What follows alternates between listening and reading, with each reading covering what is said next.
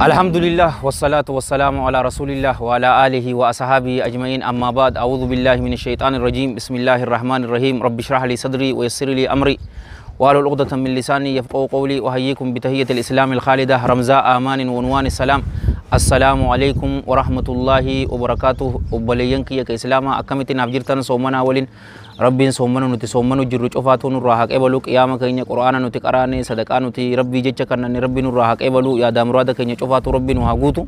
Arraan tana ziyaaraa obboleeyyan keenya mana hidhaa dirree dawaa Booran ka jedhamu warra jiru isaan bira ziyaaraa dhufne isaan laaluudhaa fi meeshaa xiqqoo takkaas obboleeyyan keenya warri biyya Ameerikaa jiru gareen Hamdiyaa Yuusufiin hangafee isiidhaan warri hoggonamu waan xiqqoo takka isaaniif geessaa ja'aniititi nutti kannanii hunnooti meeshaan isiitillee tana fakkaatti ayman irra geessi. Hunnooti meeshaa tana nu geessaa nuun ja'anii meeshaa tana isaaniif finnee jechuudha obboleeyyan keenyaaf.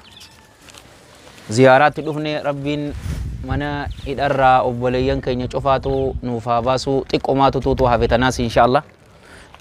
Meeshaan nuti isaaniif qabnee dhufne ruuza kintaala 2 timira ka Dubaay habbaa 13 timira biraa takko ka Suudiitti jira san habbaa 2 waliigala timira kaartoona 15 sharaaba kaartoona 4 sallixa jarakaana litira 20 habbaa 5 makroonii kintaala takka sharaaba xaasaa habbaa 4 fi sharaaba biraa kaartoona 4. Meeshaan tun yeroo ammaan tana kana laalamtu xiqqoo ta'uu malti garuu xalabaata isaaniiti. Isaan taraa tana nyaata ruuzaa fi makroonii hin feenu wani nuti feenu khuduraadhaa jedhanii khuduraan illee taraa tana amma nu dhuftee jirti.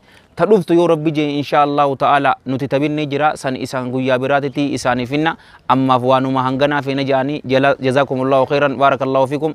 Galatooma nu ulfaadha kabajama waan kannattan hin dhabina fuula namaa dura rabbiin isin hin dhaabin sadaqaan isin kannattan tun gaaddisa arshii jala rabbii isin haa kaayu dalagaa teessan gaarii cufaatu rabbi isin irraa haa qeebalu. Arraaftanuma jenna obboleeyyan kiyya hunnuuti na walii warri jiru isaanii aarifii tuutu nu fide garsiisin aarif irra kaayi rabbi jira irra kaayi hunnuuti aarif Ahmad Dabarees akkanumatti noo jira.